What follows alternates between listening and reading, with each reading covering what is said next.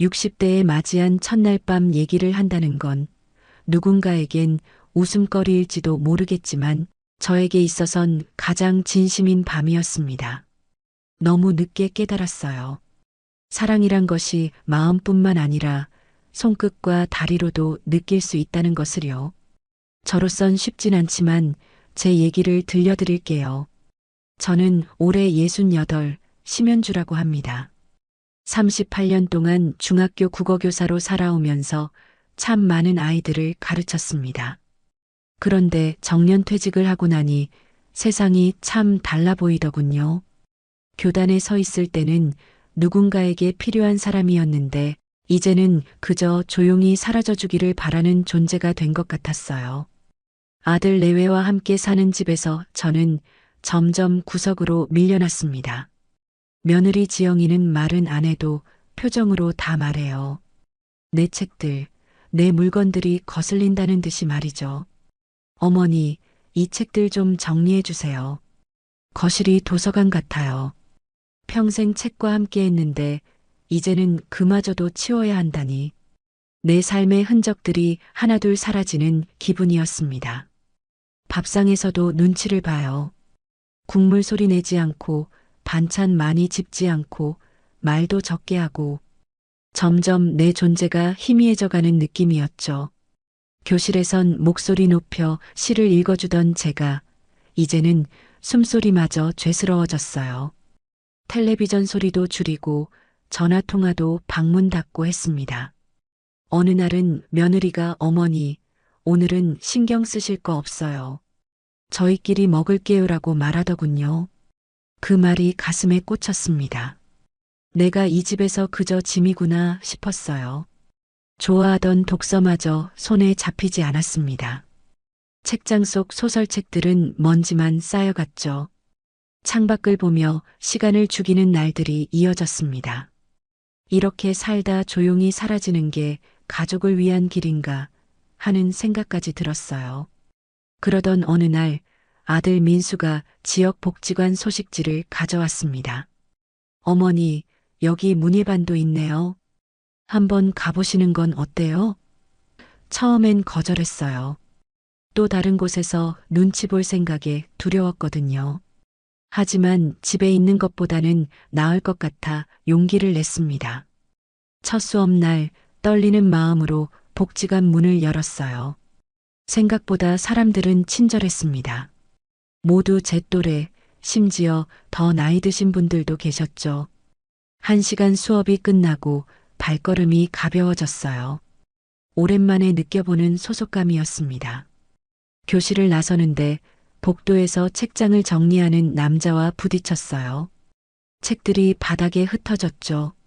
민망해서 고개를 들지 못했는데 낡은 가죽 장갑을 낀 손이 먼저 책을 집어 올렸습니다. 굵은 핏줄이 도드라진 손등, 오랜 세월 무언가를 나르며 단련된 손이었어요. 괜찮으세요? 그 사람의 목소리는 낮고 조용했습니다. 고개를 들어보니 나이 지긋한 남자였어요. 눈빛이 참 따뜻했습니다. 내가 책을 주우려 몸을 숙이자 그도 같이 몸을 숙였죠. 죄송합니다. 제가 길을 막았네요. 남자는 별다른 표정 없이 고개만 끄덕였어요. 그저 고개를 살짝 숙이고는 책들을 정리했죠. 뭔가 더 말을 걸고 싶었는데 그는 이미 등을 돌려 복도 끝으로 사라졌습니다. 집으로 돌아오는 길, 왜인지 그 사람의 손이 자꾸 떠올랐어요. 푸른 핏줄이 도드라진 손등, 낡은 가죽 장갑, 그리고 조용한 목소리. 오랜만에 다른 사람에게 마음이 움직이는 느낌이었습니다. 그날 밤 오랜만에 책장에서 시집 한 권을 꺼내 들었어요.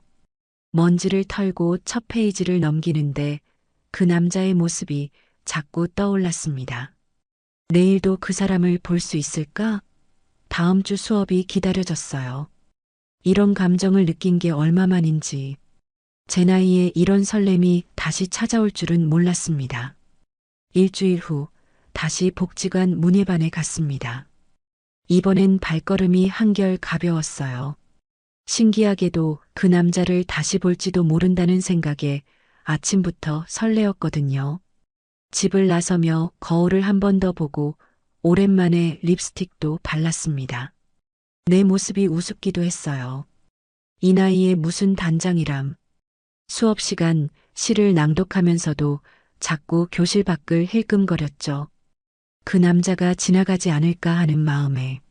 선생님께서 연주님 집중하세요라고 말씀하셨을 때 얼굴이 화끈거렸습니다.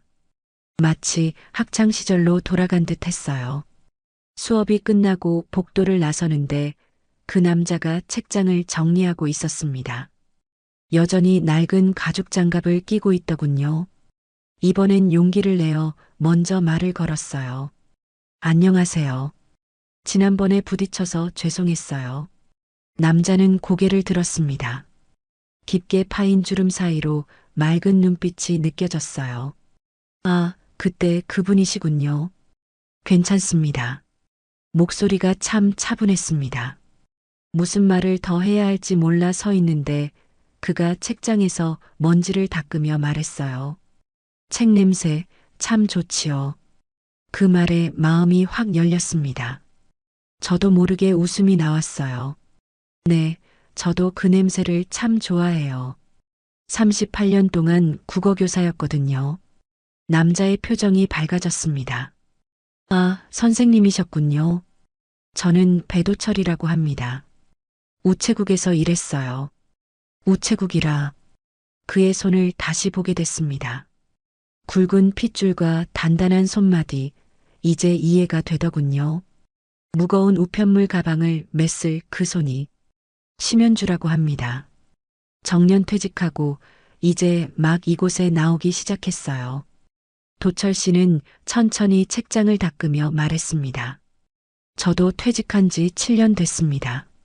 35년 동안 같은 동네를 돌았죠. 이제는 여기서 봉사하며 지냅니다. 그 말에 왠지 가슴이 따뜻해졌어요.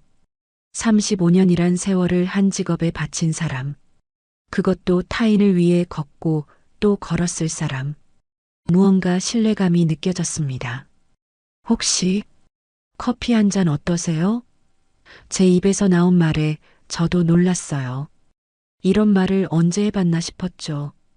도철 씨는 잠시 망설이더니 고개를 끄덕였습니다. 좋습니다. 복지관 구내 매점에 앉아 커피를 마시는데 그의 손이 자꾸 눈에 들어왔어요. 장갑을 벗고 커피잔을 들고 있는 모습이 참 다정해 보였습니다. 말은 적었지만 눈빛으로 많은 이야기를 하는 사람 같았어요. 매일 이렇게 봉사하세요? 네, 화요일부터 금요일까지요. 움직이지 않으면 금방 늙어버릴 것 같아서요. 웃음기 없이 말하는데도 왠지 위트가 느껴졌습니다. 퇴직 후의 삶이 그에겐 또 다른 시작인 것 같았어요. 반면에 나는 그저 사라지기를 기다리는 존재 같았죠. 멋지네요. 저는 아직 제 자리를 못 찾은 것 같아요. 도철 씨는 고개를 끄덕였습니다. 시간이 걸립니다. 저도 처음엔 많이 헤맸어요. 우리는 1시간 넘게 앉아 있었습니다. 말은 많지 않았지만 묘하게 편안했어요. 집에 돌아가는 길 발걸음이 가벼웠습니다. 이상하게도 다음 복지관 수업이 기다려졌어요. 그 무거운 가방을 들었을 손을 가진 사람, 그런데 왜인지 그의 마음은 무겁지 않게 느껴졌습니다. 마치 오랫동안 닫혀있던 창문을 누군가 살짝 열어준 것 같았어요. 몇 주가 흘렀습니다. 복지관에 가는 날이면 이제 자연스레 도철 씨를 찾게 되더군요. 수업이 끝나면 함께 커피를 마시는 것도 어느새 우리의 작은 의식이 되었어요. 저도 모르게 거울 앞에서 머리를 매만지는 시간이 길어졌고 오래 넣어두었던 스카프도 꺼내 매기 시작했습니다. 그날은 복지관 근처 마트에 들른 날이었어요. 장을 보고 있는데 뒤에서 누군가 제 이름을 불렀습니다. 심 선생님, 맞죠? 돌아보니 예전 학부모였던 김 여사님이었어요. 반갑게 인사를 나누는데 그분이 갑자기 낮은 목소리로 물었습니다. 요즘 복지관 다니신다면서요? 거기서 배도철이라는 분 알아요?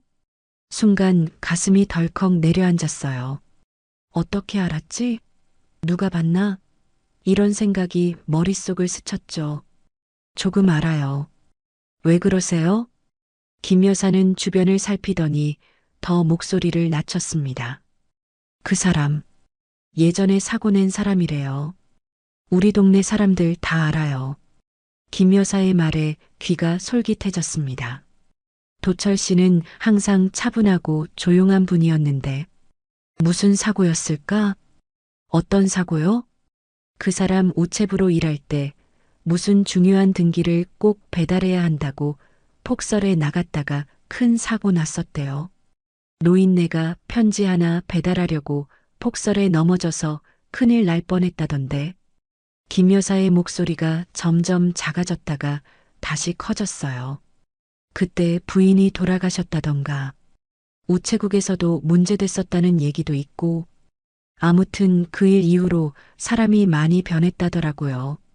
갑자기 가슴이 답답해졌습니다. 도철 씨의 조용한 눈빛, 항상 끼고 있던 낡은 가죽 장갑, 그리고 말수적은 모습이 다르게 보이기 시작했어요. 어쩌면 그건 깊은 상처의 흔적이었을까요? 자세한 건 저도 모르지만 그냥 조심하시라고요. 혼자 사는 여자분들한테 친절하게 대한다는 소문도 있고. 집으로 돌아오는 길 머릿속이 복잡했습니다. 도철 씨와 나눴던 대화들이 자꾸 떠올랐어요. 한 번도 부인 얘기를 꺼낸 적이 없었죠. 자신의 과거에 대해서도 깊게 말한 적 없었고요. 그저 우체국에서 35년 일했다는 것, 그리고 지금은 봉사활동을 한다는 것뿐이었습니다. 다음 날 복지관에 가는 발걸음이 무거웠어요. 평소라면 도철 씨에게 먼저 다가가 인사했을 텐데 이번엔 그러지 못했습니다. 그가 책장을 닫고 있는 모습이 보였지만 저는 고개를 숙이고 빠르게 교실로 들어갔어요. 수업 내내 집중할 수 없었습니다. 창밖으로 도철 씨가 정원 잡초를 뽑는 모습이 보였어요. 햇살 아래 고개 숙여 일하는 뒷모습이 왠지 쓸쓸해 보였습니다. 사람들의 말이 진실일까? 아니면 그저 뒷담화일 뿐일까? 수업이 끝나고 도철 씨가 복도에서 기다리고 있었어요. 평소처럼 미소를 지으며 다가왔습니다. 오늘도 커피 한 잔 어떠세요? 순간 가슴이 철렁했어요. 그 따뜻한 목소리가 이제는 어딘가 의심스럽게 들렸습니다. 오늘은 약속이 있어서요. 죄송합니다. 도철 씨의 눈빛이 잠시 흔들렸어요. 무언가 눈치챈 듯 했습니다. 하지만 이내 담담한 표정으로 고개를 끄덕였죠. 그럼 다음에요. 그날 이후 저는 복지관에서 도철 씨를 마주치지 않으려 노력했습니다. 수업 시간을 바꾸기도 하고 다른 출구로 나가기도 했어요. 마음 한편으로는 그가 걱정됐지만 다른 한편으로는 두려웠습니다. 그의 과거에 어떤 진실이 숨겨져 있는지 알 수 없었으니까요. 일주일 넘게 도철 씨를 피해 다녔습니다. 복지관 문예반 수업도 빠지고 다른 시간대 강좌로 옮길까 고민하던 차였죠. 하지만 그동안 쌓아온 관계가 아쉬웠어요. 그 따뜻한 눈빛, 조용한 대화, 책 냄새에 관한 이야기. 정말 그가 위험한 사람일까? 확신할 수 없었습니다. 용기를 내어 다시 복지관에 갔어요. 하지만 여전히 도철 씨를 마주치긴 두려웠죠. 수업 시작 30분 전에 도착해서 서둘러 교실로 향했습니다. 복도를 지나는데 발걸음이 멈췄어요. 게시판에 노란색으로 바른 신문 스크랩들이 보였거든요. 로컬 히로즈 마이너스 지역 영웅들 코너였습니다. 호기심에 가까이 다가가 보니 7년 전 기사들이 모여 있었어요. 그중 하나가 눈에 들어왔습니다. 눈보라 속 4시간 걸어 편지 전한 집배원, 쓰러진 자리에서 구조돼, 사진 속 병원 침대에 누워있는 사람은 도철 씨였어요. 심장이 빠르게 뛰기 시작했습니다. 기사를 읽어 내려갔죠.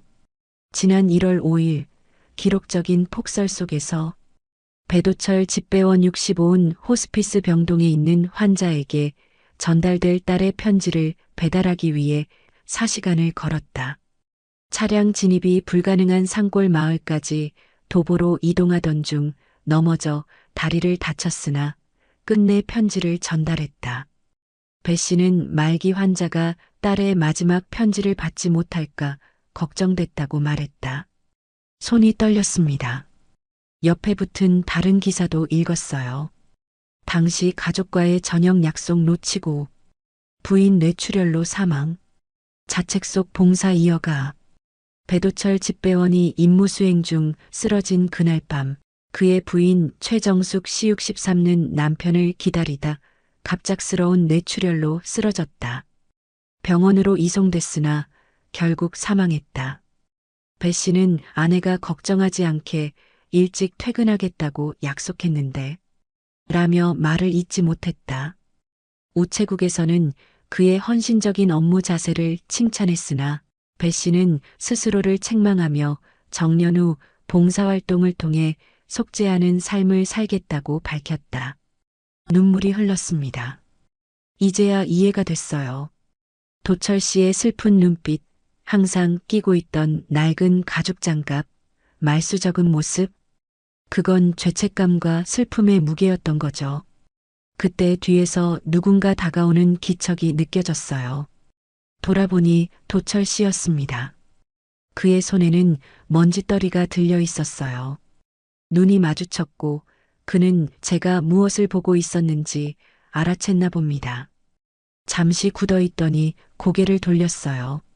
죄송합니다. 그 말 한마디에 제 마음이 무너졌습니다. 무엇이 죄송하다는 걸까요?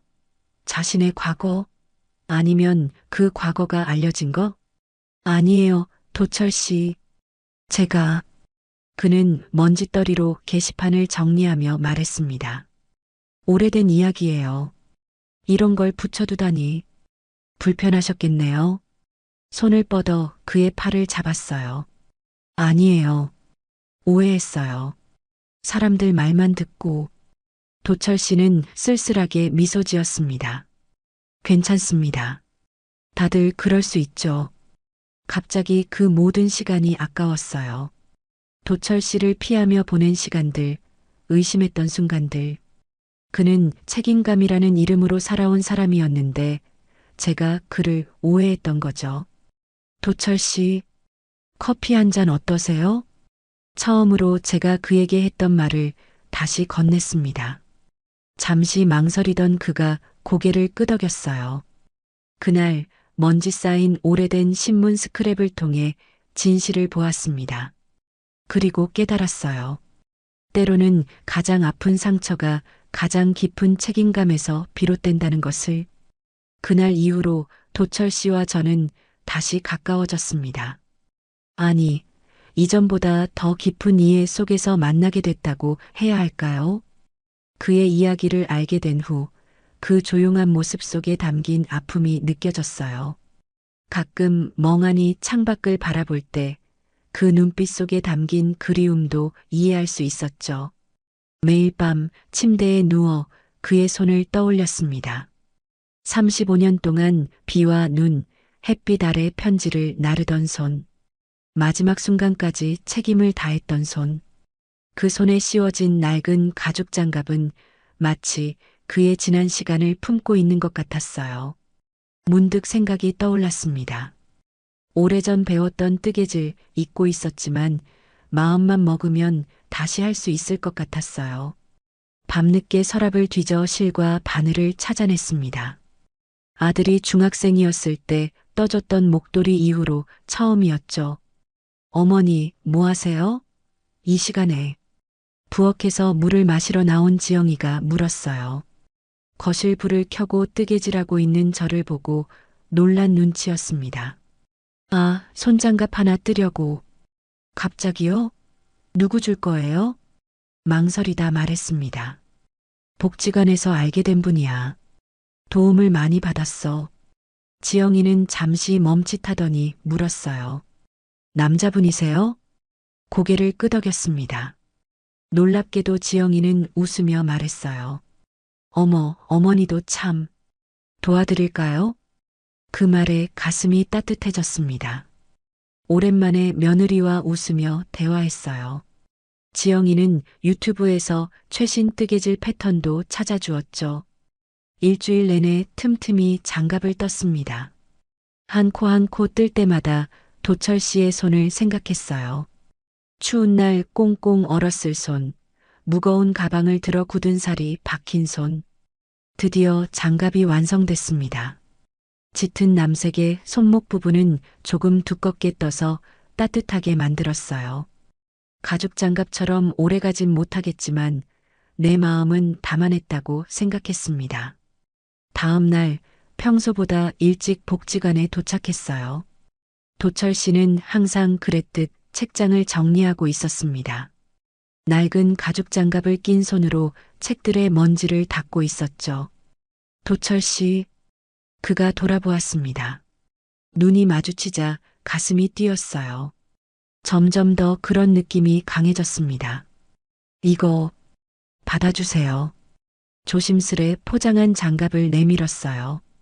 도철 씨는 놀란 눈으로 저를 보았습니다. 오랫동안 선물을 받아본 적이 없었던 것 같았어요. 이게 뭐죠? 열어보세요. 떨리는 손으로 포장을 푸는 그의 모습이 어찌나 사랑스럽던지 장갑을 보자 그의 눈이 커졌습니다. 직접 뜨신 건가요? 고개를 끄덕였습니다. 그는 한참을 장갑을 바라보았어요. 뭔가 말하려다 목이 메는 듯 했습니다. 낡은 가죽 장갑이 손상된 것 같아서 이젠 다른 장갑도 필요할 것 같아서요. 용기를 내어 덧붙였습니다. 도철 씨, 오래된 손이지만 전 그 손이 제일 믿음직스러워요. 그 말에 도철 씨의 눈이 붉어졌어요. 오랜 시간 누구에게도 듣지 못했던 말이었을 겁니다. 책임감 때문에 아내를 잃었다고 자책하며 살아온 그에게 그 책임감이 얼마나 아름다운 것인지 알려주고 싶었어요. 이 나이에 그런 말 듣는 건 그는 잠시 말을 멈추었다가 이어갔습니다. 편지보다 더 감동이네요. 조심스럽게 낡은 가죽 장갑을 벗고 제가 뜬 장갑을 끼웠어요. 너무 두꺼워서 불편할까 걱정했는데 딱 맞는 것 같았습니다. 따뜻하네요. 그 말에 웃음이 나왔어요. 손만 따뜻한가요? 도철 씨도 미소를 지었습니다. 처음 보는 환한 미소였어요. 마음도 따뜻해졌습니다. 그날 이후로 우리는 조금씩 서로의 존재를 받아들이기 시작했습니다. 장갑으로 감싼 것은 그의 손뿐만이 아니었어요. 저의 외로움도 그의 아픔도 함께 감싸하는 것 같았습니다. 장갑을 선물한 후 도철 씨와 저는 더 자주 만나게 됐습니다. 복지관에서 뿐만 아니라 가끔은 주변 공원을 산책하기도 했어요. 봄이 깊어가며 우리의 관계도 깊어졌습니다. 나란히 걸으면서도 손을 잡진 않았지만 그 거리감이 오히려 설레는 마음을 키웠던 것 같아요. 어느 날 도철 씨가 말했습니다. 이번 주 토요일 시간 괜찮으세요? 네, 괜찮아요. 무슨 일인가요? 제가 35년 동안 편지를 배달하던 구역이 있어요. 거기 작은 공원이 있는데 같이 가보면 어떨까 해서요. 그의 목소리가 평소보다 떨렸어요. 저도 모르게 가슴이 두근거렸습니다. 무언가 특별한 의미가 있을 것 같았거든요. 좋아요. 몇 시에 만날까요? 정오예요. 정확히요. 그렇게 약속이 정해졌습니다. 토요일 아침 저는 오랜만에 화장대 앞에 앉았어요. 옷장 깊숙이 넣어둔 원피스를 꺼내 입었습니다. 아들 민수가 지나가다 놀란 표정으로 물었어요. 어머니, 어디 가세요? 왠지 달라 보이시는데요. 친구 만나러 가. 민수는 눈을 크게 뜨더니 웃었습니다. 혹시 복지관에서 만난 그분? 점점 가족들에게도 도철 씨 이야기를 하게 됐었거든요. 고개를 끄덕이자 민수가 말했습니다. 잘 다녀오세요. 오늘 예쁘시네요. 가슴이 따뜻해졌어요. 오랜만에 듣는 칭찬이었습니다. 약속 장소에 도착하니 정확히 12시였어요. 도철 씨가 벤치에 앉아 기다리고 있었습니다. 제가 뜬 장갑을 끼고 있더군요. 따뜻한 봄날인데도 말이죠. 그 모습에 미소가 지어졌어요. 기다리셨어요?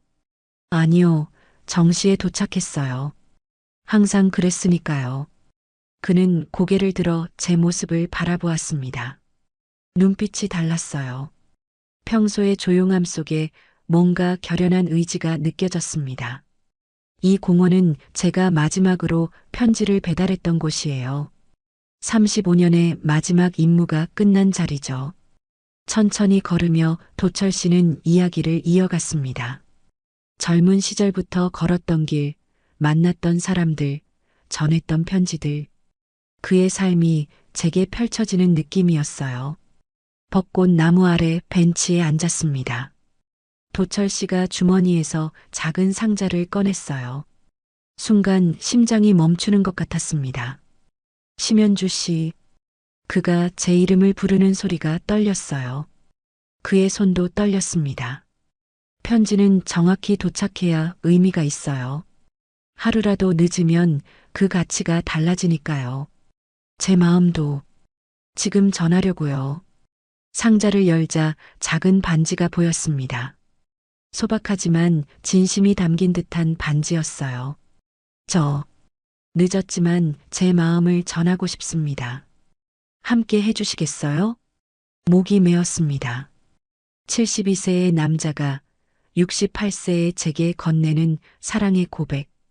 우리가 젊었다면 어땠을까 하는 생각도 스쳤지만 지금이 더 의미 있게 느껴졌어요. 우리는 각자의 삶을 살아내고 상처를 견디고 그 끝에서 만났으니까요. 그럼 그 마음 제가 잘 받겠습니다. 수줍게 고개를 끄덕이며 대답했어요. 도철 씨의 눈가에 주름이 깊게 패였습니다. 웃음 때문이었죠. 처음 보는 환한 미소였어요. 마음도 따뜻해졌습니다. 그날 이후로 우리는 조금씩 서로의 존재를 받아들이기 시작했습니다. 장갑으로 감싼 것은 그의 손뿐만이 아니었어요. 저의 외로움도 그의 아픔도 함께 감싸하는 것 같았습니다. 장갑을 선물한 후 도철 씨와 저는 더 자주 만나게 됐습니다. 복지관에서 뿐만 아니라 가끔은 주변 공원을 산책하기도 했어요. 봄이 깊어가며 우리의 관계도 깊어졌습니다. 나란히 걸으면서도 손을 잡진 않았지만 그 거리감이 오히려 설레는 마음을 키웠던 것 같아요. 어느 날 도철 씨가 말했습니다. 이번 주 토요일 시간 괜찮으세요? 네, 괜찮아요. 무슨 일인가요? 제가 35년 동안 편지를 배달하던 구역이 있어요. 거기 작은 공원이 있는데 같이 가보면 어떨까 해서요. 그의 목소리가 평소보다 떨렸어요. 저도 모르게 가슴이 두근거렸습니다. 무언가 특별한 의미가 있을 것 같았거든요. 좋아요. 몇 시에 만날까요? 정오예요. 정확히요. 그렇게 약속이 정해졌습니다. 토요일 아침 저는 오랜만에 화장대 앞에 앉았어요. 옷장 깊숙이 넣어둔 원피스를 꺼내 입었습니다. 아들 민수가 지나가다 놀란 표정으로 물었어요. 어머니, 어디 가세요? 왠지 달라 보이시는데요. 친구 만나러 가. 민수는 눈을 크게 뜨더니 웃었습니다. 혹시 복지관에서 만난 그분? 점점 가족들에게도 도철 씨 이야기를 하게 됐었거든요. 고개를 끄덕이자 민수가 말했습니다. 잘 다녀오세요. 오늘 예쁘시네요. 가슴이 따뜻해졌어요. 오랜만에 듣는 칭찬이었습니다. 약속 장소에 도착하니 정확히 12시였어요. 도철 씨가 벤치에 앉아 기다리고 있었습니다. 제가 뜬 장갑을 끼고 있더군요. 따뜻한 봄날인데도 말이죠. 그 모습에 미소가 지어졌어요. 기다리셨어요? 아니요, 정시에 도착했어요. 항상 그랬으니까요. 그는 고개를 들어 제 모습을 바라보았습니다. 눈빛이 달랐어요. 평소의 조용함 속에 뭔가 결연한 의지가 느껴졌습니다. 이 공원은 제가 마지막으로 편지를 배달했던 곳이에요. 35년의 마지막 임무가 끝난 자리죠. 천천히 걸으며 도철 씨는 이야기를 이어갔습니다. 젊은 시절부터 걸었던 길, 만났던 사람들, 전했던 편지들. 그의 삶이 제게 펼쳐지는 느낌이었어요. 벚꽃 나무 아래 벤치에 앉았습니다. 도철 씨가 주머니에서 작은 상자를 꺼냈어요. 순간 심장이 멈추는 것 같았습니다. 심연주 씨, 그가 제 이름을 부르는 소리가 떨렸어요. 그의 손도 떨렸습니다. 편지는 정확히 도착해야 의미가 있어요. 하루라도 늦으면 그 가치가 달라지니까요. 제 마음도 지금 전하려고요. 상자를 열자 작은 반지가 보였습니다. 소박하지만 진심이 담긴 듯한 반지였어요. 늦었지만 제 마음을 전하고 싶습니다. 함께 해주시겠어요? 목이 메었습니다. 72세의 남자가 68세의 제게 건네는 사랑의 고백. 우리가 젊었다면 어땠을까 하는 생각도 스쳤지만 지금이 더 의미 있게 느껴졌어요. 우리는 각자의 삶을 살아내고 상처를 견디고 그 끝에서 만났으니까요. 그럼 그 마음 제가 잘 받겠습니다. 수줍게 고개를 끄덕이며 대답했어요. 도철 씨의 눈가에 주름이 깊게 패였습니다. 웃음 때문이었죠. 처음 보는 환한 미소였어요. 항상 정확한 시간에 배달해 왔는데 당신에게는 너무 늦게 찾아온 것 같아 미안해요. 손을 잡았습니다. 처음으로 맞잡은 손. 그의 손은 거칠었지만 따뜻했어요. 늦지 않았어요. 지금이 딱 맞는 시간이에요. 2주 후 복지관 작은 식당에서 우리는 조용한 약속식을 올렸습니다. 화려하지 않았지만 문예반 사람들과 직원들, 그리고 우리 가족들이 함께했어요. 도철 씨의 옛 동료들도 왔습니다. 우체국 제복을 입은 젊은 집배원들이 축하의 편지들을 한 아름 가져왔죠. 약속의 순간 도철 씨가 제 귓가에 속삭였어요. 이제부터 제 마음은 매일 정확하게 당신에게 배달될 겁니다. 그 약속이 참 좋았습니다. 늦게 시작된 우리의 사랑이지만 앞으로의 하루하루가 소중하게 느껴졌어요. 약속식 후 아들 내외는 우리에게 깜짝 선물을 주었습니다. 작은 여행이었어요. 강원도 양양의 조용한 펜션을 예약해 놓았더군요. 처음엔 부끄러워 거절하려 했지만 민수가 귓속말로 했던 말이 마음에 남았습니다. 어머니, 행복할 자격이 있어요. 모든 걸 내려놓고 즐기세요. 그렇게 우리는 첫 여행을 떠났습니다. 창밖으로 흐르는 풍경을 바라보며 내내 손을 잡고 있었어요.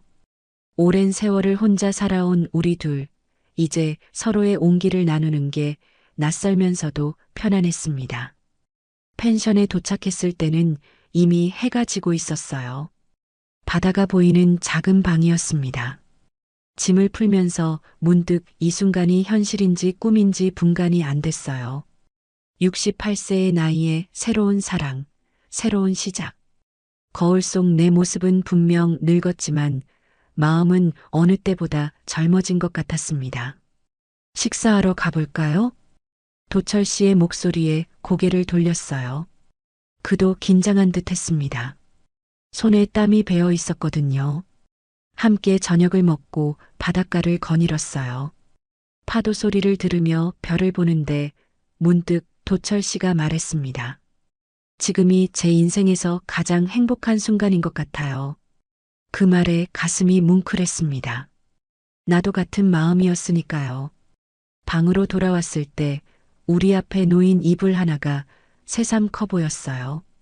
오랜만에 누군가와 이불을 나눈다는 건 설렘보다는 두려움이 컸습니다.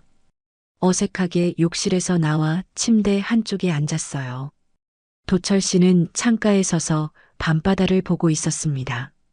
많이 피곤하시죠? 조용히 물었어요. 그가 고개를 돌려 미소 지었습니다. 아니요. 행복해서 그런지 전혀 피곤하지 않아요. 침대에 나란히 누웠습니다. 심장이 빠르게 뛰었어요. 어색한 침묵이 흘렀죠. 갑자기 다리에 쥐가 났습니다. 오랜 여행 탓이었을까요? 아, 작게 신음했어요. 도철 씨가 놀라 물었습니다. 괜찮으세요? 다리에 쥐가 났어요. 그가 이불을 걷고 내 다리 쪽으로 몸을 돌렸습니다. 조심스럽게 내 발목을 잡더니 천천히 마사지해주기 시작했어요. 이렇게 하면 좀 나아질 거예요. 예전에 배달 다닐 때 자주 그랬거든요. 그의 손길이 부드러웠습니다. 거친 손이었지만 그 터치는 놀랍도록 섬세했어요. 조금씩 근육이 풀리는 느낌이었습니다. 편지도 가끔 접해와야 제대로 펼칠 수 있죠. 무슨 뜻인지 물어보려다 그냥 웃었어요. 도철 씨 특유의 표현이었습니다. 마사지를 받다 보니 몸에 긴장이 풀렸고 어느새 그의 어깨에 기대어 있었어요.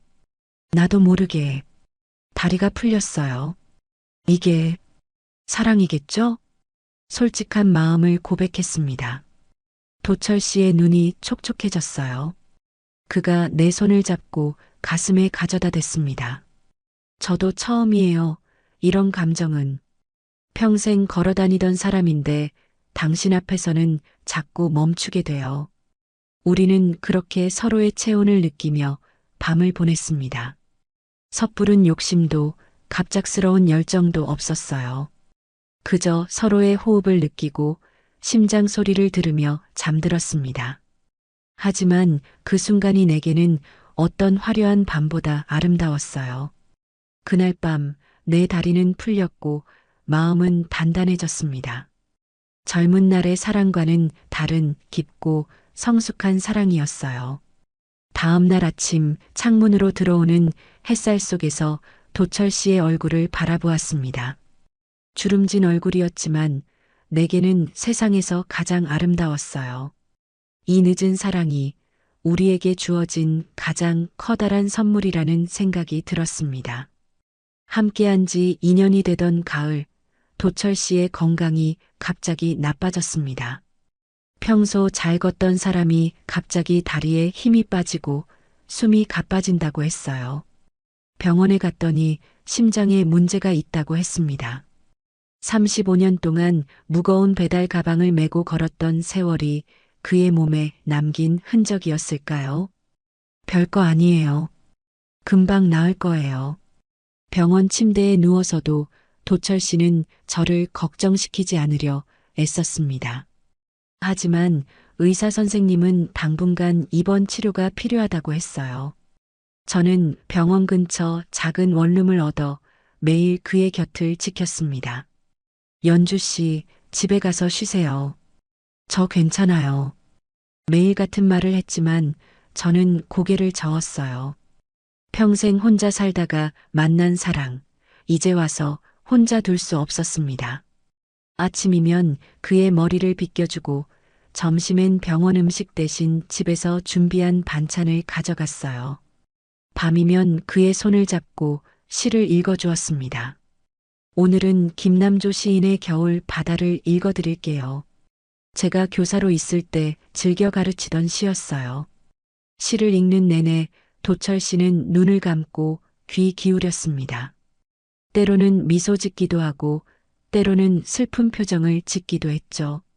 아름다워요. 연주 씨의 목소리. 어느 날 시를 다 읽고 나자 도철 씨가 눈을 뜨며 말했습니다. 편지는 잊혀도 마음은 남죠. 당신이 그걸 가르쳐 줬어요. 그 말에 눈시울이 뜨거워졌어요. 저는 그의 손을 꼭 잡았습니다. 도철 씨, 빨리 나와서 함께 걸어요. 우리가 처음 만났던 복지관도 가고 약속했던 공원도 다시 가요. 그는 고개를 끄덕였습니다. 꼭 그럴게요. 약속이니까. 3개월의 입원 생활 끝에 도철 씨는 퇴원했습니다.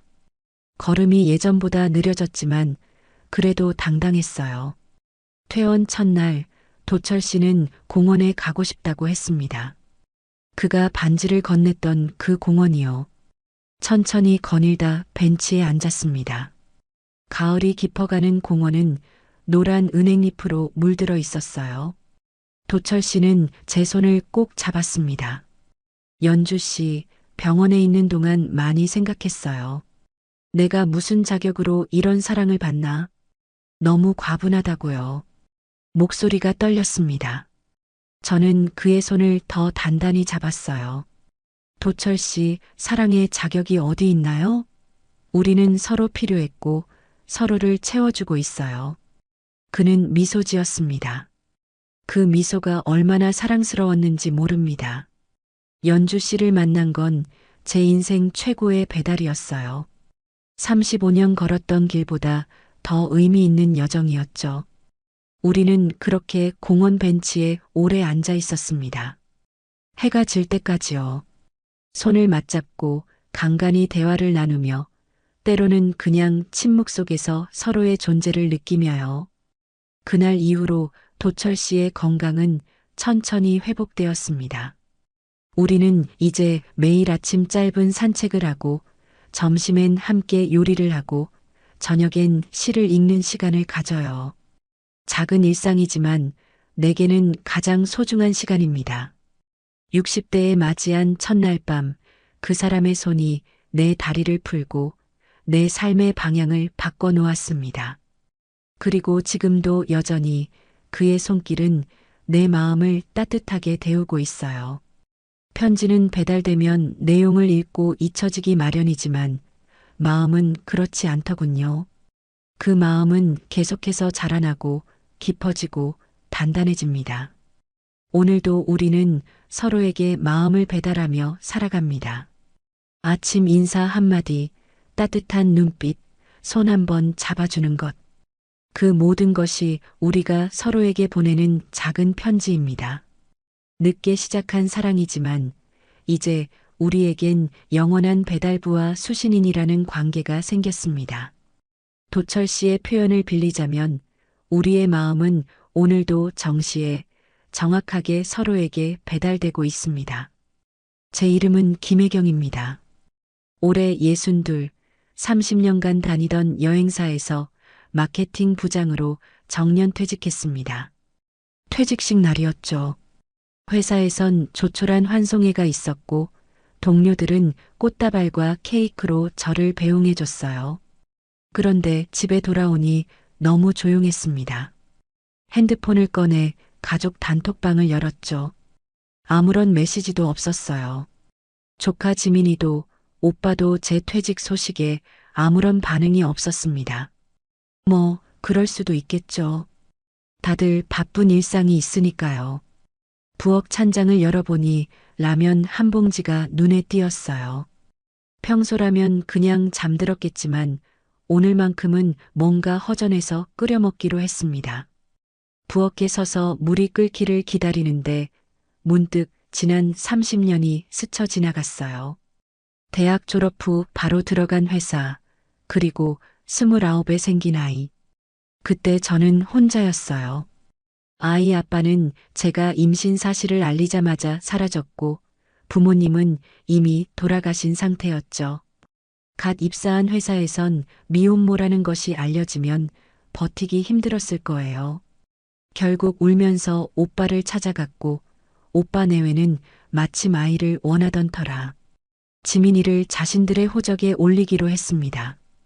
그 대신 저는 평생 그 아이의 뒷바라지를 약속했죠. 지민이는 여전히 저를 이모라 부릅니다. 그 아이의 진짜 엄마가 저라는 사실은 아무도 모르죠. 회사와 지민이 뒷바라지에 제 인생을 바쳤는데 정작 오늘 저를 축하해주는 사람은 아무도 없었어요. 라면을 먹으며 휴대폰을 들여다보는데 오래된 직장 단톡방에 글 하나가 올라왔습니다. 묻지마 관광 다녀왔는데 진짜 힐링이더라. 이름도 안 물어보고 하루 맡기고 바람 쐬고 와. 처음엔 웃어넘기려 했어요. 이제 와서 무슨 여행이냐 싶었죠. 하지만 그날 밤 오랜만에 침대에 누워 천장을 바라보는데 갑자기 눈물이 났습니다. 내 인생은 앞으로 어떻게 될까? 회사도 없고 진짜 가족도 없는 나는 이제 어디로 가야 할까? 그런 생각이 머릿속을 가득 채웠어요. 다음 날 아침 이상하게 마음이 가벼웠습니다. 커피 한 잔을 마시며 창밖을 바라봤죠. 그리고 조용히 휴대폰을 들어 메시지를 보냈어요. 그 여행 아직도 신청할 수 있어요? 묻지마 관광을 신청한 후 당일 서울역 앞에 도착하니 벌써 사람들이 모여 있었습니다. 중장년층 남녀들이 삼삼오오 모여 이야기를 나누고 있었죠. 제 가슴이 조금 두근거렸어요. 학창 시절 소풍 가기 전날 같은 설렘이랄까요? 여행사 직원이 노란 모자를 들고 사람들을 안내하는 모습이 보였습니다. 김혜경님 맞으시죠? 짝꿍분과 함께 12번 좌석에 탑승하시면 됩니다. 직원이 건넨 명찰을 받아들고 주변을 둘러봤어요. 머리가 희끗한 60대 남자가 조용히 제 앞에 다가왔습니다. 단정한 차림새에 부드러운 인상이었죠. 같이 가실 분인가 봅니다. 12번 좌석이라고 하네요. 그의 목소리는 낮고 편안했어요. 눈을 마주치니 어색한 웃음이 나왔습니다. 30년 회사 생활에서 수많은 사람을 만났지만 이런 상황은 처음이라 어떻게 대해야 할지 몰랐죠. 버스 안으로 들어가 창가 쪽 자리에 앉았습니다. 그 남자는 제 옆자리에 조용히 앉았죠. 서로 인사도 없이 그렇게 출발했어요. 창밖으로 도시의 풍경이 스쳐 지나갔습니다. 고속도로에 오르자 서울의 높은 빌딩들이 점점 멀어졌어요. 1시간쯤 지났을까 옆자리 남자가 조심스레 말을 건넸습니다. 이런 여행은 처음이네요. 왜 묻지마 관광이라고 했는지 이제 알겠어요. 그 말에 저도 모르게 웃음이 나왔습니다. 저도 처음이에요. 이름도 모르고 같이 여행한다니 좀 특이하죠. 아, 저는 정명준입니다. 이름 정도는 알아도 될 것 같아서요. 명준 씨의 솔직한 모습에 마음이 조금씩 열리는 것 같았어요. 창 밖으로 펼쳐진 봄 풍경을 바라보며 이야기가 이어졌습니다. 퇴직하신 지 오래되셨어요? 제 질문에 명준 씨는 고개를 끄덕였습니다. 2년 정도 됐어요. 과학교사였죠. 아이들 가르치다가 이제는 혼자 시간을 보내고 있어요. 취미 같은 건 있으세요? 클래식 기타요. 가끔 동네 문화센터에서 배우고 있습니다. 생각보다 어렵더라고요. 말투에서 느껴지는 잔잔함이 편안했습니다. 버스가 휴게소에 들어서자 잠시 내려 각자 간식거리를 샀어요. 다시 버스에 오를 때 명준 씨가 작은 음료수 하나를 건네줬습니다. 별거 아닌 작은 친절이었지만 오랜만에 느끼는 따뜻함이었어요. 다시 달리는 버스 안, 창 밖으로 펼쳐지는 바다가 보이기 시작했습니다. 그때 제 입에서 무심코 말이 튀어나왔어요. 저는 결혼은 안 했어요. 명준 씨는 아무 말 없이 듣고만 있었습니다. 왜 갑자기 이런 말을 했는지 저도 모르겠어요. 하지만 말문이 열리자 더 이상 멈출 수 없었습니다. 29에 아이가 생겼는데 형님 댁에 맡겼어요. 지금은 그 아이가 저를 이모라고 부르죠. 조카로 알고 있어요. 잠시 침묵이 흘렀습니다. 제 심장이 빠르게 뛰었어요. 한 번도 타인에게 이런 이야기를 한 적이 없었거든요. 명준 씨의 반응이 두려웠습니다. 숨을 깊게 들이마시고 나지막이 말했어요. 그 애는 내 딸이에요. 명준 씨는 천천히 고개를 끄덕였습니다. 제가 예상했던 것과는 다른 반응이었어요. 놀람도 판단도 없었죠. 그냥 있는 그대로 저를 받아들이는 듯 했습니다. 이름 말고 진짜 사연을 묻는 여행이네요. 그 말에 제 안에 있던 무거운 돌덩이 하나가 사라지는 느낌이었어요. 오랜만에 편안한 웃음이 절로 나왔습니다. 이름도 지위도 없는 이 여행에서 오히려 진짜 제 모습을 보여줄 수 있다는 게 신기했어요. 여행 일정 중 가장 기대했던 해변 산책 시간이 왔습니다. 바다를 마주한 순간 가슴이 탁 트이는 느낌이었어요. 파도 소리와 짭조름한 바닷바람이 오감을 깨웠죠. 모래사장을 걷는데 몇 년은 젊어진 기분이었습니다. 저기 등대까지 한번 가볼까요? 명준 씨의 제안에 고개를 끄덕였어요. 멀리 보이는 하얀 등대는 마치 우리를 부르는 것 같았습니다. 처음엔 가볍게 시작한 산책이었지만 오르막길이 생각보다 가팔랐어요. 30년 사무실 생활로 운동가는 거리가 멀었던 저는 금방 숨이 가빠졌습니다. 괜찮으세요? 명준 씨가 걱정스러운 눈으로 물었죠. 괜찮다고 웃으려 했지만 숨이 턱 막혀 제대로 대답도 못했어요. 결국 오르막길 중간에 주저앉고 말았습니다. 천천히 가요. 서두를 일 없어요. 명준 씨는 제 옆에 함께 앉았습니다. 아무 말 없이 그저 제 호흡이 안정될 때까지 기다려주는 모습이 참 고마웠어요. 회사에서는 항상 빠르게 움직여야 했고 가족들 앞에서도 늘 든든한 이모였어야 했죠. 이렇게 누군가가 내 페이스를 맞춰준 건 언제 이후인지 기억도 나지 않았습니다. 이제 괜찮아요. 조금만 더 가볼게요. 다시 일어나려는데 명준 씨가 조심스레 손을 내밀었습니다. 잠시 망설였지만 그 손을 잡았어요. 따뜻하고 단단한 손이었습니다. 함께 천천히 오르막길을 오르는데 이상하게 마음이 편안했어요. 등대에 도착했을 때는 해가 서서히 지고 있었습니다. 바다 위로 붉게 물드는 노을이 장관이었어요. 명준 씨는 등대 근처 벤치를 발견하고 앉자고 제안했습니다. 나란히 앉아 바다를 바라보는데 묘한 침묵이 흘렀어요. 불편한 침묵이 아니라 말이 필요 없는 그런 순간이었죠. 아름답네요. 제 말에 명준 씨는 고개를 끄덕였습니다. 노을빛이 그의 얼굴을 물들이고 있었어요. 주름진 얼굴이지만 어딘지 소년 같은 순수함이 느껴졌습니다. 노을은 거짓말을 못한다고 하죠. 네, 무슨 뜻이에요? 노을은 있는 그대로의 모습을 보여준다는 거예요. 아름다울 땐 아름답다고, 슬플 땐 슬프다고, 사람들처럼 감정을 숨기지 않죠. 그 말이 가슴에 와닿았습니다. 저는 평생 감정을 숨기며 살았던 것 같아요. 딸을 낳았지만 엄마라고 말하지 못했고 외로워도 괜찮다고 웃었죠.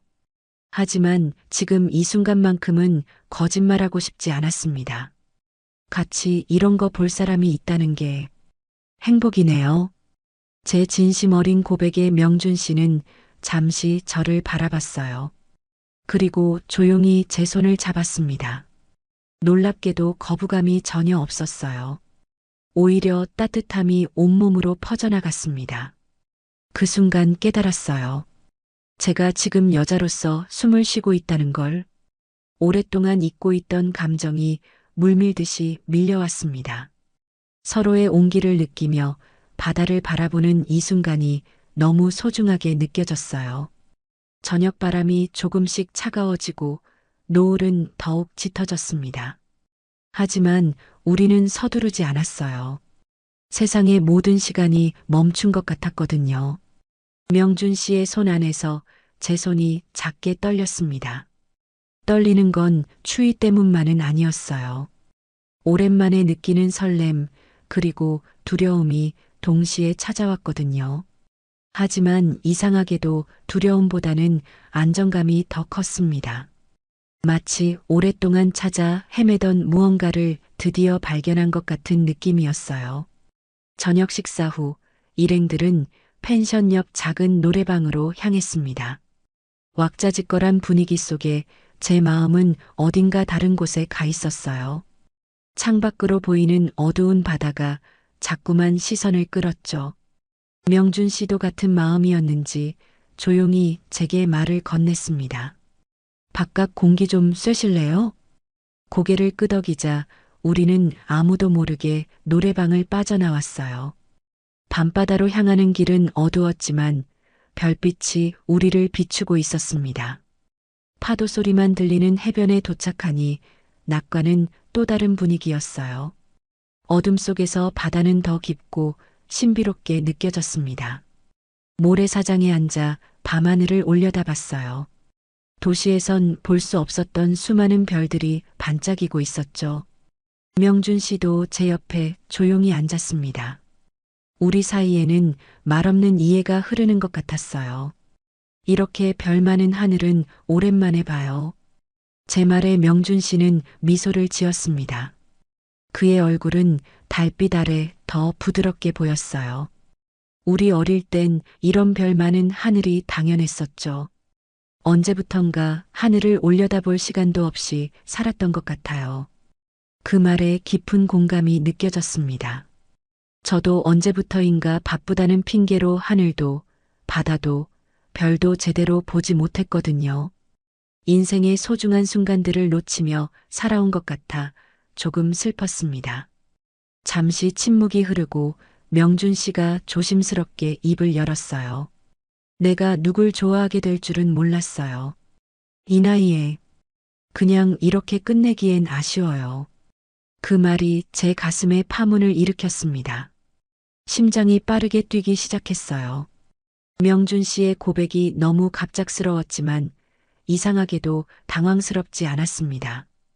오히려 기다려왔던 말처럼 느껴졌어요. 저도 아쉬워요. 제 대답에 명준 씨의 눈빛이 달라졌습니다. 그 눈빛 속에는 설렘과 두려움, 그리고 진심이 담겨 있었어요. 천천히 그가 제 손을 잡았습니다. 그 온기가 전해질 때마다 오랫동안 얼어있던 제 마음이 조금씩 녹아내리는 느낌이었어요. 돌아가면 연락해도 될까요? 제 질문에 명준 씨는 고개를 끄덕였습니다. 말보다 더 확실한 그의 눈빛이 모든 것을 말해주고 있었어요. 바람이 조금 불자 저도 모르게 몸을 떨었습니다. 그러자 명준 씨가 자연스럽게 제 어깨를 감쌌어요. 그 순간에 따뜻함이 전해지며 무언가 결정적인 변화가 일어나고 있음을 느꼈습니다. 펜션으로 돌아가는 길, 우리의 발걸음은 평소보다 느렸어요. 서두를 이유가 없었거든요. 복도에서 각자의 방 앞에 서자 묘한 긴장감이 감돌았습니다. 명준 씨가 제 앞에 서서 말했어요. 들어가서 얘기 좀 더 할까요? 그 말에 제 심장이 쿵 내려앉는 느낌이었습니다. 잠시 고민했지만 곧 고개를 끄덕였어요. 방 안으로 들어서는 순간 이상하게도 평온함이 찾아왔습니다. 두려움보다는 설렘이, 불안보다는 기대감이 더 컸어요. 조심스럽게 다가오는 그의 손길. 처음엔 어색했지만 이내 자연스러워졌습니다. 오랜만에 여자로서의 감각이 깨어났어요. 서로를 향한 마음이 말이 아닌 손길로, 눈빛으로 전해졌습니다. 그 모든 순간이 소중하고 특별하게 느껴졌어요. 밤이 깊어갈수록 우리는 더 많은 이야기를 나눴습니다. 그리고 마침내 서로의 이름을 말했어요. 김혜경입니다. 정명준입니다. 만나서 반가웠습니다. 혜경 씨. 이름을 부르는 순간 묻지마 관광의 규칙은 깨졌지만 우리 사이에는 새로운 규칙이 만들어진 것 같았습니다. 이름을 알게 된 순간 이 인연이 단순한 여행에서 끝나지 않을 거란 확신이 들었어요. 여행에서 돌아온 후 일상은 크게 달라진 것 없이 흘러갔습니다. 하지만 제 마음속엔 분명 무언가 변화가 있었어요. 명준 씨와는 가끔 메시지를 주고받았죠. 서로 바빠서 만나지는 못했지만 작은 메시지 하나에도 설레는 제 모습이 어색하기도 했습니다. 그날은 평소와 다름없는 저녁이었어요. TV를 보며 혼자 저녁을 먹고 있는데 현관문 비밀번호 누르는 소리가 들렸습니다. 문이 열리고 지민이가 들어왔어요. 평소라면 이모 나왔어 하며 밝게 인사하는 아이였는데 이날은 달랐습니다. 얼굴은 붉게 상기되어 있었고 눈가는 붓고 빨갛게 변해 있었어요. 지민아, 무슨 일 있니? 제 물음에 지민이는 가방을 던지듯 내려놓고 소파에 털썩 주저앉았습니다. 그리고는 참았던 눈물을 터뜨렸어요. 이모, 담임 선생님이 나 발표하다가 사람들 앞에서 조롱했어. 아이의 떨리는 목소리가 제 가슴을 아프게 했습니다. 곁으로 다가가 지민이를 안아주었어요. 발표 주제가 나의 롤모델이었는데 지민이는 저를 롤모델로 썼다고 했어요. 그런데 담임이 이모가 롤모델이라니 창의성이 부족하다며 비웃었다는 겁니다. 창의성이 부족하다고 했다는 게 아니라 이모가 롤모델이면 어떤 점이 존경스러운지 구체적으로 써야지. 이런 건 가족 편지지 내용이다라고 했대. 그리고 다른 애들이 다 웃었어. 지민이의 떨리는 목소리를 듣는데 제 속에서 분노가 끓어올랐습니다. 아이가 자신의 롤모델로 저를 뽑았다는 사실에 감동도 컸지만 그보다 아이가 상처받은 게 견딜 수 없었어요. 지민이는 제게 정말 소중한 존재였으니까요. 진짜 내 딸이니까요. 지민아, 선생님이 너무하셨네. 괜찮아. 이모가 내일 한번 학교에 가볼게. 지민이는 놀란 표정으로 저를 바라봤어요. 이모, 괜찮아. 그냥 잊어버리고 싶어. 하지만 이미 제 마음은 결정되어 있었습니다. 내 아이가 상처받는 걸 그냥 넘어갈 수 없었어요. 다음 날 오후 지민이의 학교로 향했습니다. 발걸음은 무거웠지만 결연했어요. 교문에 들어서니 까마득한 학창 시절이 떠올랐습니다. 교무실을 찾아 조심스레 문을 두드렸어요. 들어오세요. 익숙한 목소리에 심장이 한번 크게 뛰었습니다. 설마 그런 생각을 하며 문을 열었어요. 그리고 교무실 안에서 마주친 얼굴은 다름 아닌 정명준 씨였습니다. 그 역시 저를 보고 놀란 표정이었어요. 시간이 멈춘 듯한 순간이었습니다. 혜경 씨? 명준 씨의 입에서 제 이름이 흘러나왔어요. 머릿속이 하얘지면서 온갖 생각이 뒤섞였습니다. 어떻게 명준 씨가 여기에? 지민이의 담임이 명준 씨라고? 그럼 그날 바닷가에서? 혼란스러움에 말문이 막혔어요. 여기서 뭐 하시는 거예요? 겨우 입을 열어 물었습니다. 명준 씨는 잠시 당황한 듯 하다가 이내 침착하게 설명했어요. 아, 선생님이 아니라 제 조카 담임의 삼촌입니다. 잠시 보호자 데리러 왔어요. 혜경 씨는? 그제서야 상황이 이해됐습니다. 지민이의 담임은 명준 씨가 아니라 그의 조카였던 거예요. 하지만 그럼에도 이런 우연이라니. 생각지도 못한 재회에 마음이 복잡했습니다. 기쁨과 당혹감, 그리고 약간의 불안감까지. 어떤 감정을 먼저 꺼내야 할지 몰랐어요. 제 조카 때문에 왔어요. 어제 발표 시간에 있었던 일로. 말을 끝맺지 못하고 쭈뼛거리고 있는데 옆에서 다른 선생님이 다가왔습니다. 혹시 지민이 보호자 되시나요? 담임 선생님 곧 오실 건데 잠시만 기다려 주시겠어요? 명준 씨와 저는 서로를 바라보며 어색한 미소를 지었습니다. 심장은 여전히 이상하게 뛰고 있었어요. 교무실 옆 상담실로 자리를 옮겨 명준 씨와 마주 앉았습니다. 창문으로 들어오는 오후 햇살이 테이블 위에 그림자를 만들었어요. 담임 선생님은 잠시 다른 학부모와 면담 중이라 저희만 남겨졌죠. 어색한 침묵이 흘렀습니다. 생각지도 못한 곳에서 만나게 될 줄은 몰랐네요. 명준 씨가 먼저 입을 열었어요. 그의 목소리는 조금 떨리는 것 같았습니다. 저도 심장이 빠르게 뛰고 있었어요. 여행에서의 기억이 물밀듯이 밀려왔죠. 노을빛 바다, 별빛 아래 나눈 대화, 그리고 그날 밤. 얼굴이 화끈거렸습니다. 저도요. 어쩐지 믿기지가 않네요. 잠시 또 침묵이 흘렀어요. 창밖에서는 아이들의 웃음소리가 들려왔습니다. 명준 씨가 조심스럽게 말을 이었어요. 지민이 일 때문에 오셨다고 했죠? 제가 조카에게 사정을 들었어요. 발표 시간에 있었던 일. 순간 제 마음속에 다시 분노가 일었지만 그의 진지한 표정을 보니 일단 듣기로 했습니다.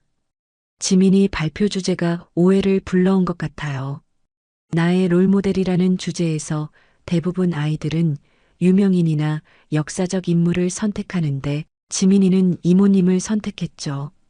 그 자체는 전혀 문제가 없어요. 오히려 아름다운 일이죠. 명준 씨의 말에 제 마음이 조금 누그러졌습니다. 지민이가 저를 롤모델로 선택했다는 사실이 다시 한번 가슴을 따뜻하게 했어요. 하지만 담임 선생님이 원했던 건 단순히 이모가 롤모델이라는 것보다 어떤 면에서 존경하는지에 대한 구체적인 내용이었나 봐요. 선생님이 감정적으로 대응한 것 같아 유감이지만 아이들을 조롱하려는 고의는 아니었을 거예요. 명준 씨는 차분하게 상황을 설명했습니다. 그의 말을 들으며 머릿속이 복잡해졌어요. 한편으로는 지민이의 상처를 생각하면 여전히 화가 났지만 다른 한편으로는 선생님의 의도를 이해할 수도 있었거든요. 저는 말없이 창밖을 바라봤습니다. 운동장에서 뛰어노는 아이들이 보였어요. 문득 지민이가 저만한 나이였을 때가 떠올랐습니다. 그때 제가 곁에 있어줬더라면 어땠을까 하는 생각에 가슴이 아팠어요. 괜찮으세요? 명준 씨의 걱정스러운 목소리에 고개를 돌렸습니다. 그의 눈에는 진심 어린 염려가 담겨 있었어요. 여행에서 만났던 그 따뜻한 눈빛 그대로였습니다. 네. 그냥 좀 복잡해서요. 충분히 이해해요. 지민이는 혜경 씨에게 특별한 아이니까요. 그 말에 가슴이 철렁 내려앉았습니다. 혹시 명준 씨가 지민이와 제 관계를 알고 있는 걸까요? 여행에서 술김에 한 고백을 기억하고 있는 걸까요? 불안감이 밀려왔어요. 명준 씨는 제 표정 변화를 눈치챘는지 부드럽게 미소 지었습니다. 혜경 씨, 우연히 다시 만나게 되어 기쁘네요. 하지만 지금 상황이 어색하다는 것도 이해해요. 그리고는 잠시 망설이다 이어 말했어요. 혜경 씨, 전 그날을 후회하지 않아요. 하지만 지금은 아무 말 안 하셔도 괜찮아요. 그냥 마음이 다치지 않으셨으면 좋겠어요. 그의 말이 진심으로 느껴졌습니다. 저를 위한 배려가 담긴 그 말에 오히려 마음이 더 따뜻해졌어요. 여행에서 만난 그날은 그날이고 지금은 지금이라는 걸 인정해주는 그 마음이 고마웠습니다. 고마워요, 명준 씨. 처음으로 그의 이름을 자연스럽게 친근하게 불렀어요. 서로 눈을 마주치자 어색함 대신 편안함이 찾아왔습니다. 그때 상담실 문이 열리고 담임 선생님이 들어왔어요.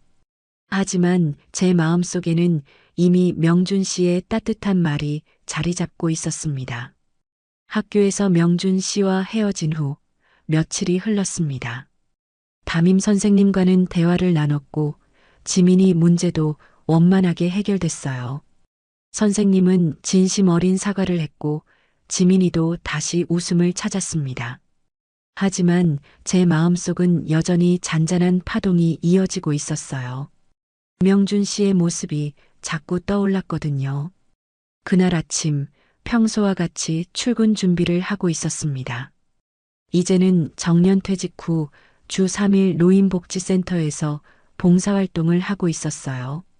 현관 초인종이 울렸고 배달원이 작은 택배 상자를 건넸습니다. 김혜경님 맞으시죠? 택배 왔습니다. 소파에 앉아 택배 상자를 바라봤어요. 발신인은 적혀 있지 않았습니다. 조심스럽게 포장을 뜯었죠. 안에는 정성스럽게 포장된 액자 하나와 봉투가 들어 있었어요. 액자를 꺼내 살펴보니 그날 등대에서 찍은 해질녘 사진이었습니다. 놀라움에 숨이 멈췄어요. 붉게 물든 하늘과 바다, 그리고 멀리 보이는 등대. 그날의 기억이 생생하게 되살아났습니다. 사진 속에는 사람이 없었어요. 그저 아름다운 노을뿐이었죠. 하지만 그 풍경 속에는 우리의 추억이 담겨 있었습니다. 봉투를 열어 안에 편지를 꺼냈어요. 단정한 필체로 쓰인 짧은 글귀였습니다. 그날 해변에서 혼자 찍은 사진이에요. 그 하루만큼은 잊지 못할 겁니다.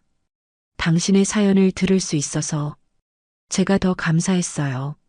마이너스 명준 올림. 편지를 읽는 동안 눈시울이 뜨거워졌습니다. 왜 갑자기 눈물이 나는지 저도 몰랐어요. 아마도 오랫동안 누군가에게 진심으로 다가간 적이 없었기 때문일까요? 아니면 저의 비밀을 처음으로 누군가와 나눈 후의 해방감 때문일까요? 사진과 편지를 소중히 들고 창가로 다가갔어요. 아침 햇살이 창문을 통해 들어오며 방을 따뜻하게 비추고 있었습니다. 문득 거울에 비친 제 모습이 눈에 들어왔어요. 오늘따라 얼굴이 더 밝아 보였습니다. 눈가의 주름도 희끗한 머리카락도 예전보다 더 자연스럽게 느껴졌어요. 커피를 한 잔 내려 테이블에 앉았습니다. 사진을 바라보며 그날의 기억을 하나하나 되새겼어요. 명준 씨의 따뜻한 손길, 편안한 대화, 그리고 그날 밤. 모든 순간이 선명하게 떠올랐습니다. 지갑을 꺼내 사진을 넣으려다 문득 멈췄어요. 지갑 안에는 지민이의 어린 시절 사진이 있었습니다. 조카로 알고 있는 지민이지만 사실은 제 딸이죠. 두 사진을 나란히 놓고 바라봤어요. 지민이는 여전히 제게 이모라고 부르고 저는 그 아이에게 이모로 살고 있습니다. 하지만 그날 명준 씨 앞에서 털어놓은 비밀을 통해 저는 잠시나마 엄마로 존재할 수 있었어요. 그리고 그날 밤 오랜만에 여자로서의 시간도 보냈죠. 사진을 조심스럽게 지갑에 넣었습니다. 이제 출근할 시간이었어요. 평소와 다름없이 현관문을 열고 나갔지만 제 발걸음은 한결 가벼워진 것 같았습니다. 마치 오랫동안 안고 있던 무거운 짐을 조금 내려놓은 듯한 느낌이었어요. 버스 안에서 창밖을 바라보며 생각했습니다. 명준 씨에게 답장을 보낼까? 전화를 할까? 아니면 그냥 이대로 두는 게 좋을까? 여러 생각이 머릿속을 맴돌았지만 이상하게도 조급함은 없었어요. 때가 되면 자연스럽게 답이 나오리라는 확신이 들었습니다. 복지센터에 도착해 하루를 시작했어요. 어르신들과 함께하는 시간 동안에도 가끔씩 명준 씨의 얼굴이 떠올랐습니다. 그리고 문득 깨달았어요. 내 인생의 새로운 페이지가 열리고 있다는 것을. 비록 늦은 나이지만 아직 내 이야기는 끝나지 않았다는 것을. 시간은 빠르게 흘러갔습니다. 우리는 종종 메시지를 주고받았지만 각자의 삶이 있었기에 다시 만나지는 못했어요. 명준 씨는 강릉의 작은 동네에서 은퇴 후 평화로운 일상을 보내고 있었고 저는 서울에서 봉사활동과 취미 생활로 시간을 채우고 있었죠. 그러던 어느 날 지민이가 대학 합격 소식을 가지고 찾아왔어요. 아이의 환한 웃음을 보니 가슴이 뭉클했습니다. 제가 평생 뒤에서 지켜봐 온 그 아이가 어느새 자신의 길을 찾아가고 있었어요. 이모, 나 서강대 붙었어. 이모 덕분이야. 정말 고마워. 지민이가 저를 꼭 안아주었습니다. 그 순간 문득 생각이 들었어요. 이제 지민이는 자신의 길을 가고 있고 저도 제 삶을 찾아야 할 때가 아닐까 하고요. 며칠 밤을 고민한 끝에 결심했습니다. 강릉 근처 작은 펜션에서 한 달 살이를 해보기로 했어요. 평생 서울을 떠나본 적 없는 제게는 도전이었지만 가슴 한편에선 설렘이 피어올랐습니다. 짐을 최소한으로 챙겨 KTX에 올랐어요. 창밖으로 스쳐 지나가는 풍경을 바라보며 생각했습니다. 아마도 명준 씨에게 연락해 볼까 하고요. 그동안 우리는 가끔 메시지를 주고받았지만 깊은 대화는 없었어요. 서로의 일상을 조금씩 공유하는 정도였죠. 강릉역에 도착했습니다. 역 앞은 바다 냄새가 가득했어요. 택시를 타고 미리 예약해둔 펜션으로 향했습니다. 창문을 열자 바다가 보였어요. 그날 우리가 함께 바라봤던 그 바다였습니다. 짐을 풀고 잠시 휴식을 취한 후 오랫동안 망설이던 일을 하기로 했어요. 핸드폰을 꺼내 오래된 연락처를 찾았습니다. 명준 씨의 번호였어요. 가슴이 두근거렸습니다. 마치 소녀처럼요. 이번엔 제가 밥 살게요. 괜찮으시다면. 단순한 한 줄이었지만 그 메시지를 보내는데 몇 번이나 지웠다 다시 썼는지 모릅니다. 결국 용기를 내어 보냈어요.